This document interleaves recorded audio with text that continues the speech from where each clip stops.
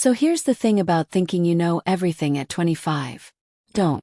You think you've figured out the world, that your ideas are groundbreaking, your perspective is enlightened, and your restlessness is a sign of brilliance rather than immaturity.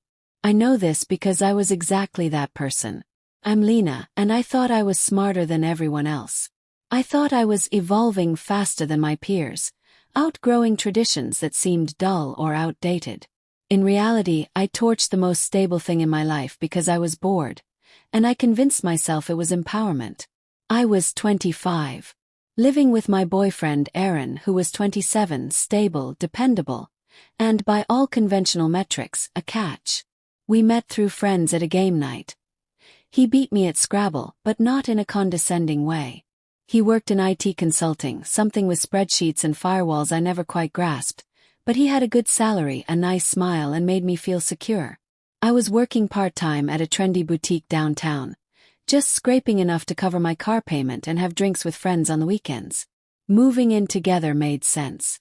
Rent was expensive, and Aaron, ever the pragmatist, offered to split everything. He paid for most of the groceries, always picked up the tab at restaurants, and never made me feel like I owed him anything. He was thoughtful in ways I hadn't experienced before, remembering I liked oat milk in my coffee, leaving little post-it notes when he left early, showing up to my store on slow days just to walk me home. But eventually, that thoughtfulness felt routine, predictable, confining. Every evening he'd get home at exactly 5:30, ask about my day like it was scripted, suggest we make dinner together, then cue up our latest Netflix show.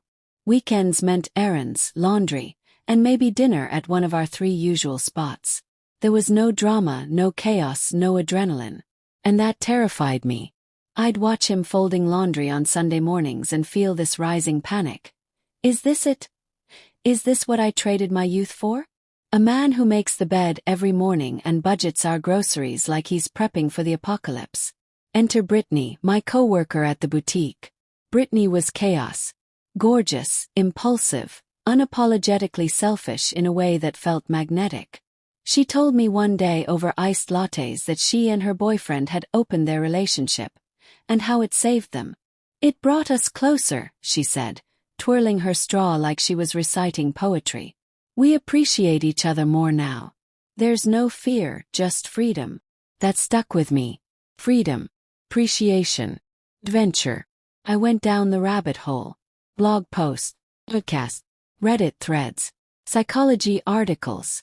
I devoured everything I could about ethical non-monogamy, convinced that society had sold us all a lie. Why did love have to mean possession? Why was desire outside the relationship treated like betrayal instead of curiosity? I began imagining Aaron and me exploring together, broadening our horizons, growing through experience like one of those evolved couples who wear matching yoga pants and drink mushroom coffee. I thought it was progressive. I thought I was saving us. I started gently introducing the idea, casually bringing up articles, mentioning how monogamy felt outdated for our generation. Aaron would smile politely, nod, but never really bite. He'd say things like, "I don't know if I could handle something like that," or, "Doesn't that usually end in disaster?" He was cautious, quietly traditional. The kind of guy who didn't like change unless it came with a calendar invite and a pros and cons list. That annoyed me. Felt like he was stuck. That we were stuck. I began framing his hesitance as insecurity. Asterisk, why is he so threatened by this? Doesn't he trust me? Asterisk, I told myself I wasn't asking for permission to cheat. I was offering us a chance to evolve. And if he loved me, he'd want me to grow, even if it made him uncomfortable. I pushed harder. Left articles open on his laptop. Brought up celebrity couples embracing open dynamics. Quoted Brittney like she was a therapist. When he still hesitated, I started pulling away. Less affectionate, less engaged. But when he seemed open, I'd become the perfect girlfriend again. I wanted him to feel the difference. To see that I was trying to build something better, not tear us down. Eventually, I gave him an ultimatum wrapped in flowery language. Either we start exploring other connections, or I'd feel suffocated. Crap. He said he'd think about it. A week later, he came back with a single condition. If either of us developed serious feelings for someone else, we'd have to be honest and end the relationship. No dragging things out. No half measures. I thought that was dramatic. This wasn't about falling in love. It was about experiences, flings, connections that would make us appreciate each other more. But I agreed. I didn't see it as a risk. Aaron was steady, devoted. He wasn't going anywhere. And I had plans. I'd already created dating profiles, just to see what was out there, I told myself. I reached out to Marcus, a barista who always flirted when I stopped by for my iced vanilla latte. And Jordan, this personal trainer at my gym who'd been hinting at drinks for weeks. Aaron seemed quiet after our agreement. Maybe reflective. I mistook it for nerves. I didn't ask what he was doing. I didn't think I had to. I assumed he'd struggle with dating. Too cautious, too serious. Meanwhile, I was glowing. I felt alive again.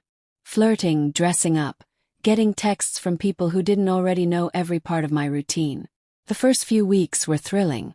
I went on dates, exchanged cheeky messages, felt that electric rush I hadn't felt in years.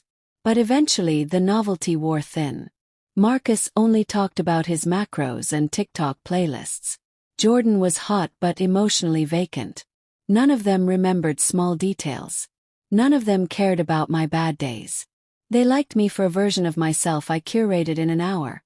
Lip gloss and charm, but not the real, messy grocery shopping me. I missed Aaron's stupid puns and the way he always knew when I needed a snack. But Aaron had changed too. He was busier, happier. He joined a hiking club, started taking photography classes. He'd smile at texts he didn't explain. He stopped asking about my dates, stopped reacting when I shared stories. Just a polite nod or huh. I tried to act like I didn't care, but it gnawed at me. Who was he texting? Why was he smiling like that? Why wasn't he chasing me anymore? I started unraveling, picking fights about his phone. About why he didn't want to do date night. About why he wasn't putting in the same effort. He reminded me, calmly, that this had been my idea. That he was just giving me what I wanted. But this wasn't what I wanted. I wanted excitement, yes. I wanted attention. But I also wanted him. I wanted him to stay still while I ran in circles and explored, always knowing he'd be there, arms open when I came back. What I didn't expect was that Aaron would start running too. Now, for the first time in our relationship, I was the one being left behind. And I was terrified that he'd find someone who saw him the way I used to, before I decided we needed more. I thought I was being progressive. I thought I was enlightened. But maybe I was just reckless. And maybe I didn't know as much as I thought I did.